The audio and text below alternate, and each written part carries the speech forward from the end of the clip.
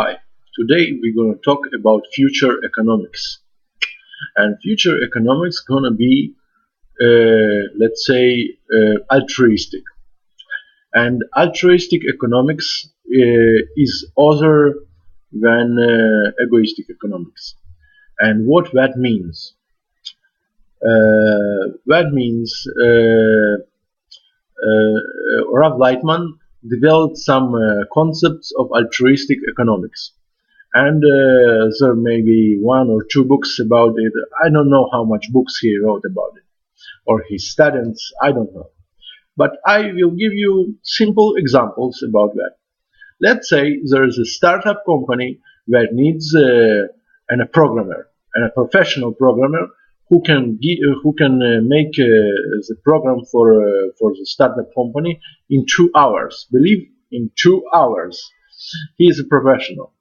And he said to me, my starting salary is for those 2 hours is $10,000. And I believe that there is a programmer who is more professional than that, who takes $100,000 per 2 hours, or I don't know, a few days. Okay, so this little startup company cannot pay this $100,000. And what to do? Nobody knows. Yes. And there's another more sophisticated, kitzoni with I don't know how to say, means hard example. Let's say somewhere in I don't know, Mexico, where the salary is $200 per month, and there's somebody need an operation, and man who can do the operation is in Canada or I don't know, USA or England or whatever, and to make an operation it costs I don't know, $150,000, and you cannot take any other surgeon. So what will you do if a person don't have any coverage, or there's no coverage in Mexico? What will you do? Yes, and this is a hard question, because I had something like that to my relative in USA. He didn't get coverage in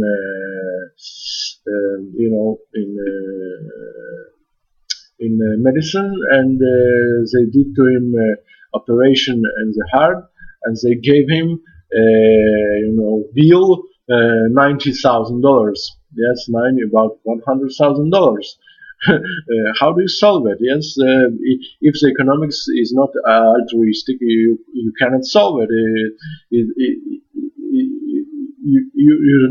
don't have how to do it. Yes, and of course there is a problem, and we understand that there are people. I have another example in Israel. Let's say a taxi driver have maybe 1,000 and in a good case 1,500 shekels per day. Yes, but the bus driver has about 8, maybe maximum 10,000 shekels per month. This is a little salary, and if you make a calculation, one bus in Israel makes at least 15,000 shekels per day. This means about I don't know, 400,000 shekels per month. Yes, and this is enormous sum, $100,000. Yes, per month, one bus making for the company in Israel. Yes, and you should understand that from the point of view of Kabbalah, the bus driver and the taxi driver makes a big job from the point of view of God. Why?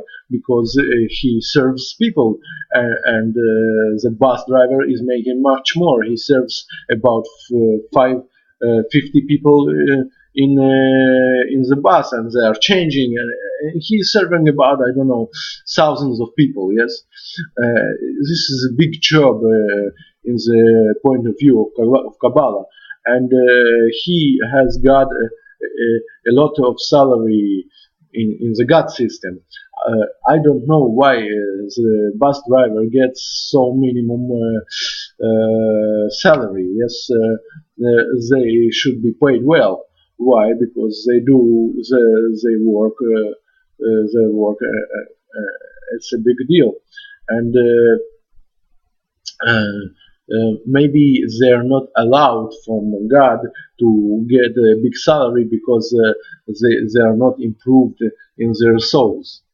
Because if you are improved in soul, you don't have an Adam and Eve sin, and you can get any money that you want. Yes, so that means that those bus drivers are not improved. That's why they get minimum salary. Yeah, and if we think that we are going after the sin, then that means that the salaries are gonna grow dramatically. That means if today in Israel there's $2,500 salary, it will be $27,000 per month minimum after tax. Yes, and that's where we go. Yes, and it's only altruistic economics. And Karl Marx said that in some point the capitalism wouldn't work, and then you will have no choice that to go to the communism, and it's built in Kabbalah, and all the world is becoming some kind of improvement, and it works like that. And when the people change, they come from being slaves in their heart, and they become to be free. Yes, and then all the system is becoming free. You can hold it. You can do with it anything. You cannot take it like this in like Putin does in Russia. You cannot do this simply because the people are already free in their minds and their souls. Yes, you cannot make them by power. Yeah, it doesn't work. Yes. And in Russia, there's development of soul is a little bit less, and that means there still need a powerful man like Putin to hold them, and nothing else works there. And in their soul development, they are like in feudalism, and they need a leader for them, or a melech, or whatever there is. So for them, Melech HaMashiach is a good solution, yeah, and they like that there's somebody in charge, and he knows what to do and how to do, and there will be no any беспорядки, я бы сказал по-русски, в смысле, there will be any problems, and they like it, this power thing, because there is written in Torah, if there is no Malchut, the people will kill each other and eat it, blow, no blow, they will livloa בעברית, они заглотят друг друга, да, в смысле, yeah, I don't know how to translate it, yeah, and so better that there's be some power, yeah. But if all the people comes to the free point, means they are developing their soul, you can't make anything by power, yeah. And that's what will be. There was, 1 year ago or 2 years ago, there was some kind of people going on the streets and make demonstration and so on, and they wanted social, to make more simple to get money and work and so on, because the people are changing inside them. Yes, it's not only because the government of USA want to make something and to earn something. It's not only that, but also the change is inside the people. And you should understand you cannot make anything by power. That is all. Yeah, and you got to move on. And the solution of economics is not going to be in the field we are used to. It's going to be in the new stage, and new stage is more quality than the stage we was there. And you cannot go on the next stage by the means of the previous stage. It's new, and its quality is another. Yeah. Thank you, Michael Levy, Joshua HaMashiach, Melech HaMashiach.